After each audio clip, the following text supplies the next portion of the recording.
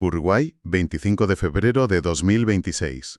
Los temas principales que vamos a tratar son la campaña de vacunación obligatoria contra la fiebre aftosa para el ganado, las severas sanciones del Banco Central a empresas y particulares por emitir cheques sin fondos, una radiografía del comportamiento ciudadano a través de multas de tráfico y deudas inmobiliarias en Maldonado, y las historias de vida ocultas en las rectificaciones de partidas y edictas matrimoniales. Ujú. Y la verdad es que resulta increíble cómo la vida cotidiana, el latido real de todo un país, queda perfectamente retratado a través de sus normativas y avisos legales. Totalmente. Porque, si lo pensamos bien, lo que a simple vista parece un montón de resoluciones aburridas, puro papeleo burocrático, en realidad es una ventana directa al comportamiento humano. Detrás de la burocracia diaria, siempre hay historias fascinantes, dramas cotidianos y patrones sociales que nos cuentan con una precisión asombrosa quiénes somos realmente. Esa premisa es absolutamente cierta y, bueno, es el punto de partida perfecto para este análisis. Es muy común pensar en la burocracia como algo árido, o sea, como un obstáculo. Ya, la típica montaña de papeles. Exacto. Pero en realidad no es solo papeleo, es el sistema nervioso de una sociedad. Estos documentos regulan y conectan todo, desde la protección de la salud pública a nivel macroeconómico hasta la confianza financiera más básica, esa que permite que el comercio fluya en la calle todos los días. Claro. Cada multa de tráfico, cada edicto matrimonial o cada aviso de deuda millonaria es, digamos, una señal eléctrica que viaja por este sistema nervioso. Intenta poner orden y proteger la vida en comunidad. Al analizar estos registros con lupa, no estamos leyendo leyes abstractas, estamos tomando el pulso exacto de cómo funciona una nación, con todas sus virtudes y sus defectos, claro. Y hablándole tomar el pulso, aquí es donde se pone realmente interesante la cosa. Si queremos hacer una radiografía fiel del comportamiento ciudadano, no hay mejor lugar para mirar que el departamento de Maldonado. Ajá. Especialmente si nos fijamos en los datos registrados entre diciembre de 2025 y febrero de 2026. Al repasar la inmensa variedad y sobre todo el nivel de detalle de las multas de tráfico, la sorpresa es mayúscula. Fíjate que sí. Hay una categorización meticulosa para el exceso de velocidad que parece casi un estudio psicológico de la prisa. Multan a quienes se pasan hasta en 20 kilómetros por hora. Luego hay otro escalón para los que exceden el límite entre 21 y 30 kilómetros por hora.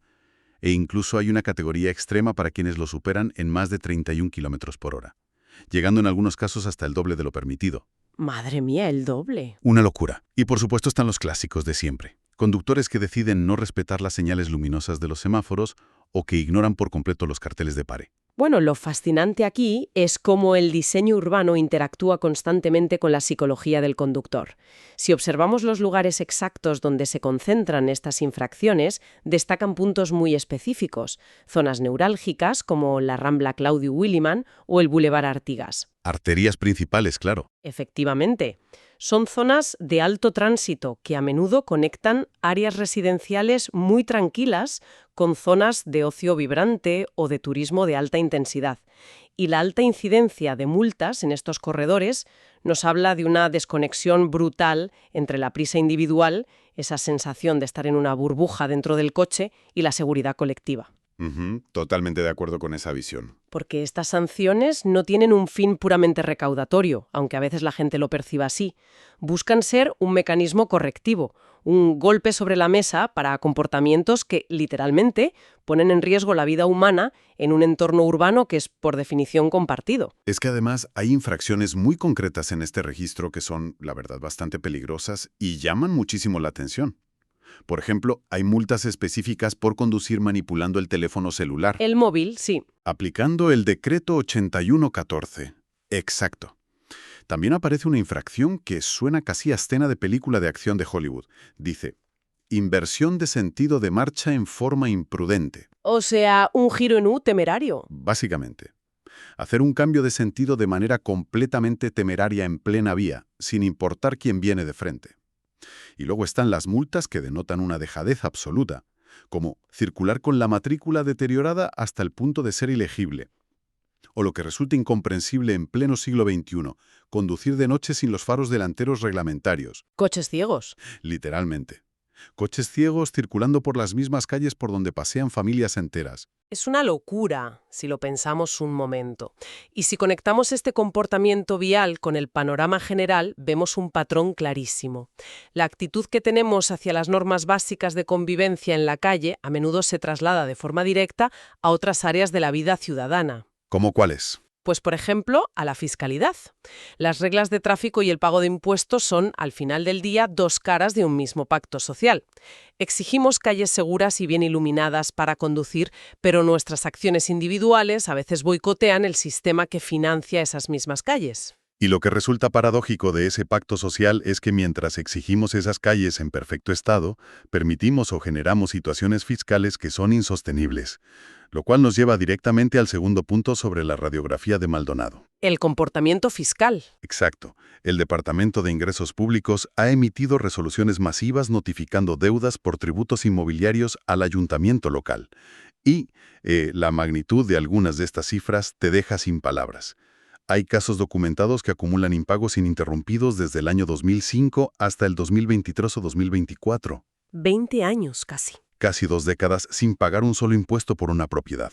Llama la atención un caso muy específico y detallado, el de Jacobo Mink, con una deuda que asciende a la astronómica cifra de 3.867.218 Madre mía. pesos uruguayos. Es una cantidad tan inmensa que uno se pregunta inevitablemente cómo el sistema permite llegar a acumular semejante nivel de morosidad sin intervenir antes. Bueno, esa es precisamente la clave de este asunto. Una deuda de esa magnitud, acumulada durante 20 años, no es simplemente un olvido o un problema aislado entre un particular y el gobierno local. Representa un fallo sistémico en el mecanismo de recaudación. Claro, el sistema hace aguas por algún lado. Efectivamente. En la práctica, al no cobrar esos impuestos durante 2 décadas, el ayuntamiento ha estado otorgando una especie de préstamo no autorizado y sin intereses a un ciudadano privado. Y todo a costa del erario público. El impacto de esta morosidad a largo plazo es devastador para la comunidad. Porque falta dinero para lo básico. Exacto. Esa falta de recaudación impacta directamente en la capacidad de la administración para proveer servicios públicos esenciales, desde el mantenimiento del asfalto que mencionábamos antes hasta la iluminación o el saneamiento. El sistema burocrático, al emitir y hacer públicas estas resoluciones masivas, está lanzando una red de arrastre. Intentando recuperar recursos. Eso es. Es un recordatorio crudo de que la evasión o la morosidad prolongada erosiona silenciosamente la base misma del bienestar local. Cualquiera podría pensar, a ver, ¿y a mí qué me importa una multa en el Boulevard Artigas o una deuda inmobiliaria local? Pero la realidad es que esta radiografía es un espejo. Si miramos los boletines oficiales de cualquier otra ciudad encontraríamos exactamente las mismas grietas en el pacto social. Sin duda. La misma prisa, temeraria al volante, las mismas deudas inexplicables y los mismos intentos desesperados de la administración por poner orden al caos humano. Y hablando de intentar poner orden y proteger el sistema, esto nos sirve de puente perfecto para adentrarnos en el mundo financiero a nivel nacional. Cambiamos de tercio. Sí. Hay una resolución de la Superintendencia de Servicios Financieros del Banco Central del Uruguay, la RS-SSF 2026-110, que es verdaderamente impactante. Resulta asombrosa la cantidad de cuentas corrientes que han sido suspendidas de golpe. Y las sanciones no son ninguna broma. Para nada. La sanción se aplica por infracciones directas a la Ley 14.412, conocida popularmente como la Ley de Cheques. El motivo concreto es emitir cheques sin provisión suficiente de fondos. Y las penas que impone el Banco Central son durísimas. Implican la clausura total de las cuentas corrientes. Por 1 año e incluso hasta 2 años en los casos más graves. Y el detalle crucial es que esta clausura no es solo en el banco donde ocurrió el incidente, sino en todo el sistema bancario nacional. Es una medida sumamente severa, drástica incluso, pero tiene una razón de ser muy profunda que va más allá del castigo individual. Aquí el concepto fundamental que está en juego es la confianza en la economía. ¿La base de todo? Claro, el sistema financiero moderno no opera con lingotes de oro físico guardados en una caja fuerte. Opera casi exclusivamente con promesas. Un cheque es exactamente eso, una promesa de pago institucionalizada y respaldada por la credibilidad del emisor. O sea, si se rompe esa promesa. Cuando se rompe de forma reiterada al emitir documentos sin fondos, no solo se está engañando a un proveedor, se está introduciendo un elemento tóxico en todo el engranaje económico. Para entenderlo de forma sencilla, es como si descubres que alguien hace trampas jugando a las cartas en tu propia casa. Lo echas de la mesa. No solo le prohíbes seguir jugando esa noche en tu mesa, sino que avisas a todo el vecindario para que no le dejen entrar en sus partidas. El Banco Central hace exactamente eso, pero a escala nacional. Esa analogía de las cartas es perfecta. Aunque fíjate, dentro de la tremenda seriedad y rigidez de una institución como el Banco Central, hay un detalle en esta resolución que aporta un toque de color local. Casi humorístico, diría yo. A ver, Al leer los nombres reales de las empresas sancionadas, el contraste entre la formalidad extrema del documento y la creatividad desbordante de los empresarios modernos es brillante. me imagino. Encontramos en la lista de sancionados a empresas con razones sociales como «No me la cuentes SAS», así, con 3 S al final. Madre mía. Sí. También aparecen nombres como Nerdilco S.A., Múmeres CRL o PS Transporte y Logística SAS. Ver «no me la cuentes» escrito solemnemente en una resolución oficial de inhabilitación bancaria es como mínimo poesía burocrática. Totalmente.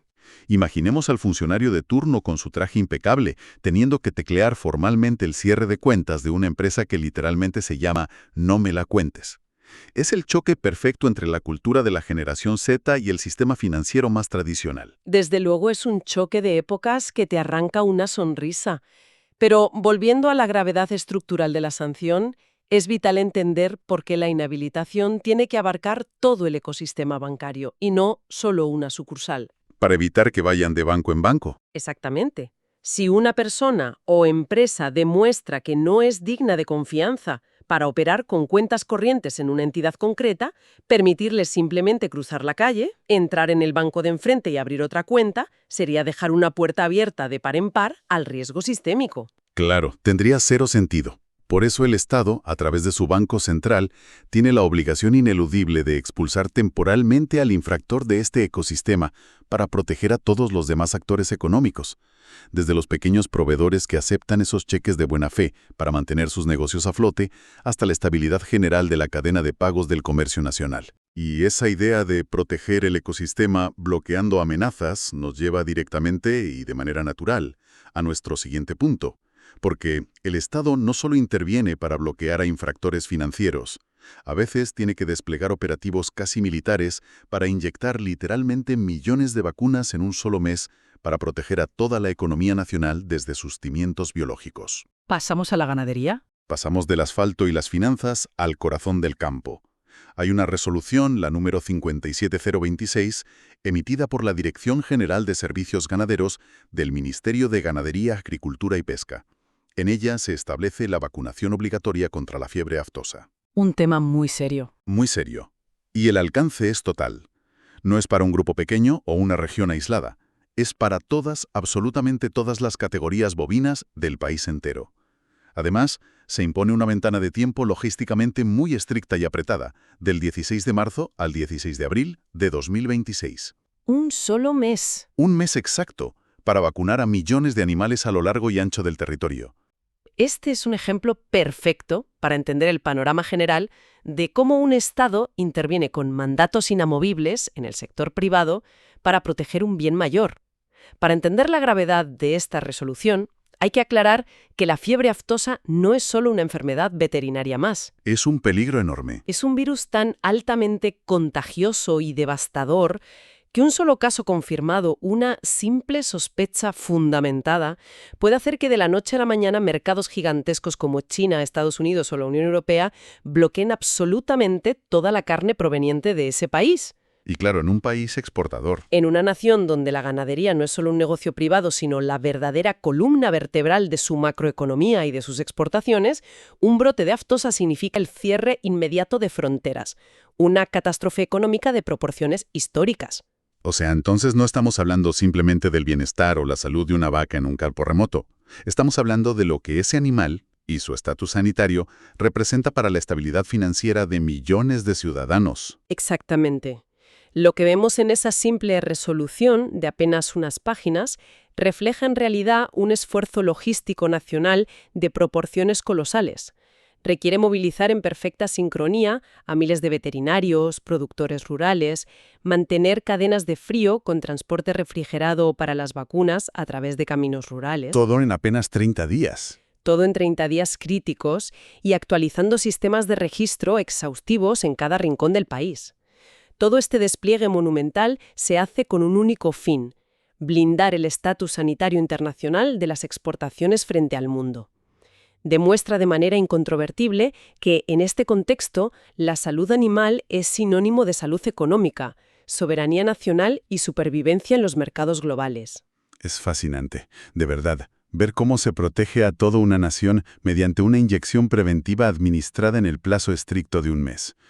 Pero bueno, ahora vamos a hacer un cambio de escala. A ver, Vamos a pasar de esta macroprotección nacional a bajar el ritmo y explorar el lado más íntimo, humano y a veces profundamente conmovedor de esta información legal.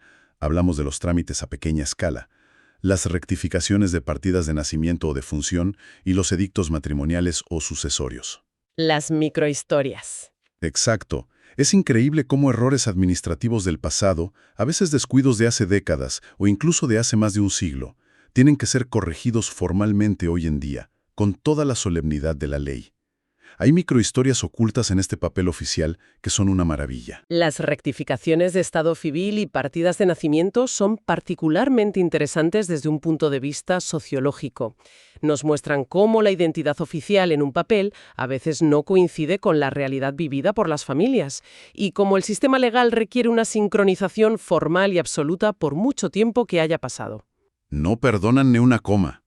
La maquinaria del Estado no perdona un error tipográfico, sin importar si ocurrió ayer o en tiempos de nuestros bisabuelos. Y los ejemplos que encontramos ilustran esto a la perfección. Fíjate, hay una rectificación formal para cambiar la nacionalidad de un padre, pasando de figurar como oriental a español en una partida de nacimiento que data del año 1966. Tela, del 66. Pero es que hay otra corrección exactamente igual para una partida del año 1911. Increíble. Alguien en 2026 está moviendo cielo y tierra para corregir un documento redactado a pluma hace más de un siglo. También encontramos el caso de una partida de defunción muy reciente donde la familia tuvo que arreglar el estado civil del fallecido, pasando de figurar erróneamente como viudo a ser oficialmente divorciado. Cambia bastante la cosa. Ya te digo, o un caso muy curioso, un acta de matrimonio del año 1970, donde una persona tuvo que realizar un trámite legal complejo para que se le añadiera formalmente el nombre Ramón justo antes de Winston.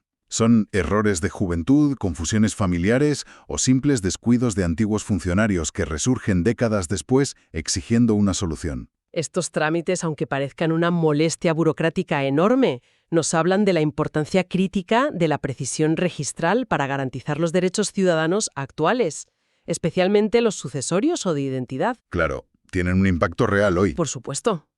Por ejemplo, ese error en 1911 sobre la nacionalidad de un antepasado puede parecer una anécdota simpática, pero hoy puede ser la barrera legal infranqueable para que un nieto o bisnieto obtenga una ciudadanía extranjera o un pasaporte.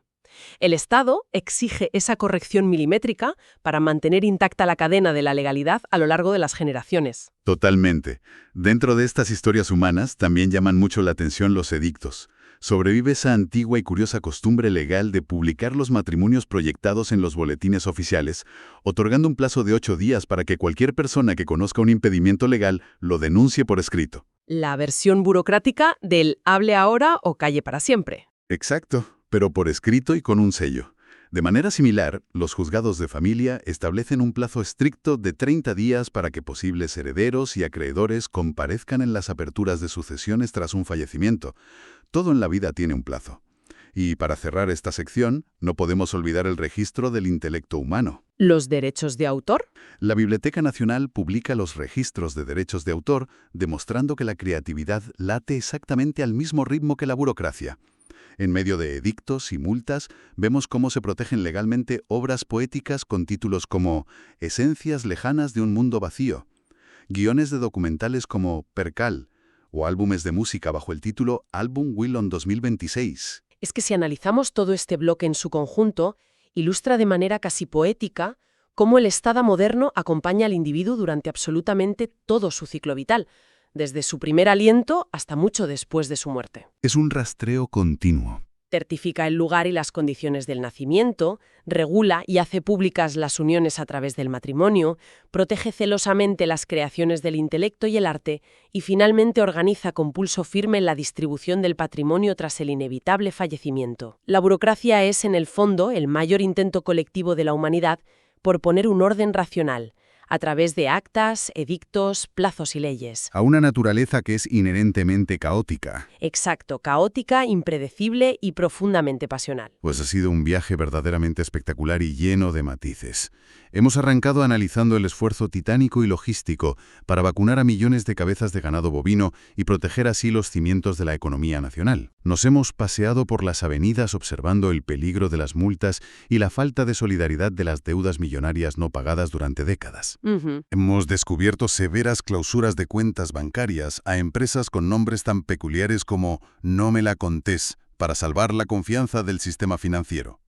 Y hemos terminado desempolvando el lado más humano, corrigiendo errores en actas de nacimiento redactadas a principios del siglo XX. Todo este recorrido subraya el inmenso valor de detenerse a prestar atención a estos registros públicos. Sin duda. Lejos de ser papel mojado, nos permiten entender el funcionamiento profundo de la sociedad. Es la vida misma, documentada día a día, con todas sus luces y sombras. Y para concluir este análisis, yo creo que toda esta inmersión en el papel oficial invita a una reflexión mucho más profunda sobre el futuro de nuestros propios rastros.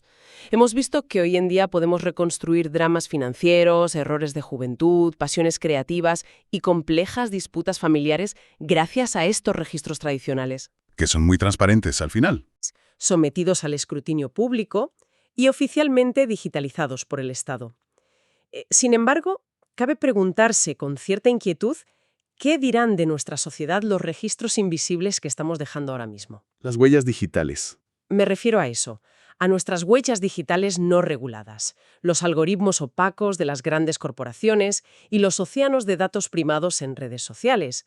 En retrospectiva, dentro de 100 años, terminará siendo esta burocracia tradicional, con todos sus edictos y papeles pesados, una herramienta mucho más transparente y democrática que la gélida burocracia algorítmica moderna, esa que hoy gobierna gran parte de nuestro comportamiento diario sin que apenas nos demos cuenta. Es una pregunta monumental que, desde luego, deja muchísimo material para reflexionar y seguir explorando por cuenta propia. Ha sido un auténtico placer compartir y desgranar toda esta información, recordando siempre que la curiosidad insaciable es, de lejos, la mejor herramienta que tenemos para entender el complejo mundo que nos rodea. El aprendizaje profundo siempre revela sorpresas fascinantes donde menos se esperan, incluso escondidas en las páginas más formales y burocráticas de nuestra convivencia diaria.